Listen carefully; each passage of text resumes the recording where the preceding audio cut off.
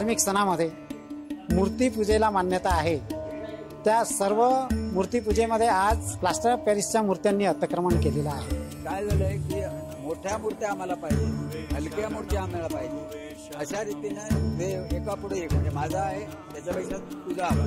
प्रदूषण कसं टाळावं या संदर्भात नैसर्गिक कलर कसे बनवायचे, कुठच्या बनवायच्या, हे सर्व टोटली माहिती या संस्थे पुनरावर्तन या संस्थेतून मिळाली.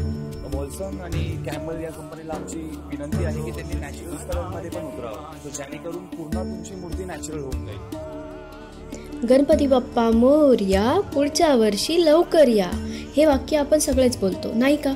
पण खरंच आपल्या लाडक्या गणेशाला लवकर परत या म्हणण्यामागे खूप मोठा अर्थ दडलाय. निसर्ग एका चक्रात फिरतो आणि आपण निसर्गाला जे देतो तेच निसर्ग आपल्याला परत करतो. आणि याच निसर्ग चक्रीयता तत्वावर आधारित आहे पुनरावर्तन मोहीम. पुनरावर्तन म्हणजे काय? तर पुनर्जन्म किंवा सुधारणा. हे शब्द तर भगवद्गीतेतील संस्कृत श्लोकातून आलेत बरं का. 2020 साली इको एक्झिस्ट फाउंडेशनने पुनरावर्तन ही मोहीम सुरू केली. गेल्या 5 वर्षात 30हून अधिक संस्था आणि संघटनांनी ही मोहीम पुढे नेली. प्लास्टर ऑफ पॅरिस आणि रसायनांऐवजी नैसर्गिक माती म्हणजेच शाडू माती वापरायला लोकांना प्रोत्साहनही दिलं गेलं. आणि फक्त वापर नाही तर या मातीचा अनेकदा वापर कसा करता येईल हेही सांगितलं गेलं. काय होतं या उपक्रमात? तर गणपती विसर्जनानंतर जमा होणारी मातीचा गाळ मोफत मूर्तिकार आणि वास्तुविशारदांना दिला जातो पुन्हा वापरण्यासाठी. 2025 मध्ये पुण्यात रिबर्थ मातीच्या चक्रीयतेचा उत्सव नावाचा 4 दिवसांचा कार्यक्रम झाला.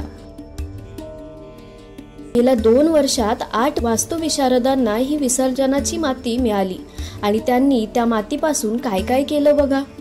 अनुज्ञा ज्ञानेश्वर आणि अनुश्री चिटणीस यांनी भूजल पुनर्भरण करण्यासाठी तलाव बांधले. आणि मूर्तिकारांचं काय म्हणता? नागपूर, सिंधुदुर्ग, सातारा, कोल्हापूर, पुणे, मुंबई आणि ठाणे इथल्या 17 पारंपरिक मूर्तिकारांनी रिबर्थ कार्यक्रमात सहभाग घेतला. त्यांनी इतक्या सुंदर सुंदर मूर्ती बनवून आणल्या होत्या की आपले डोळ्यांचे पारणे फिटले. ताजी माती, लाल माती, पुनर्वापर केलेली माती, कागदी लगदा आणि गाईच्या शेणाचा वापर करून त्यांनी कलाकृती साकारल्या होत्या. पुण्याच्या कारागिरांनी तर 2024 मध्ये जमा झालेल्या मातीच्या गाळापासून बनवलेल्या मूर्तीही दाखवल्या. या कार्यक्रमात म्हणजे मूर्तिकारांना आपले अनुभव वाटून घ्यायला आणि एकमेकांशी जोडायला एक उत्तम संधी मिळाली. सोमवार 21 एप्रिलला तर नैसर्गिक रंगांचा शोध घेण्यात आला. शिल्पकार सुरेश पाठक यांनी नागपूर परिसरातून गोळा केलेल्या मातीपासून रंग बनवण्याचे तंत्र दाखवले. किती सुंदर मातीचे रंग मिळाले, त्यामुळे अगदी मूर्ती झळाळून गेल्या. आणि मग सुरेखा आगरकर यांनी कागदी लगद्याच्या मूर्तींसाठी भाजीपालांचा वापर करून कसे रंग मिळवता येतील हे देखील शिकवलं. उपस्थित मूर्तिकारांनी ते रंग आपल्या मूर्तीवरही वापरून पाहिले. विसर्जनानंतर माती गोळा करण्यात स्वच्छ सहकारी संस्थेचे कचरा वेचक आणि सरकारी कचरा व्यवस्थापन अधिकारी सुद्धा होते. त्यांनी गोळा केलेली माती शेवटी कशी वापरली जाते हे पाहण्यासाठी त्यांना कार्यक्रमात बोलावलं होतं. त्यांनी लाल मातीपासून मूर्ती बनवताना पाहिलं. आणि लहान मुलं, वसुधा आवळवाडीची मुलं मूर्तिकारांसोबत दुपार घालवायला आली होती. त्यांनी कारागिरांना काम करताना पाहिलं आणि स्वतःच्या गणेश मूर्ती सुद्धा बनवल्या.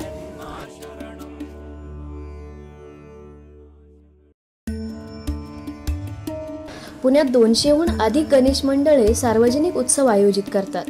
भाऊ रंगारी ट्रस्टच्या नेतृत्वाखाली या मंडळांच्या प्रतिनिधींनी प्रदर्शनाला भेट दिली आणि मूर्तिकारांशी संवाद साधला.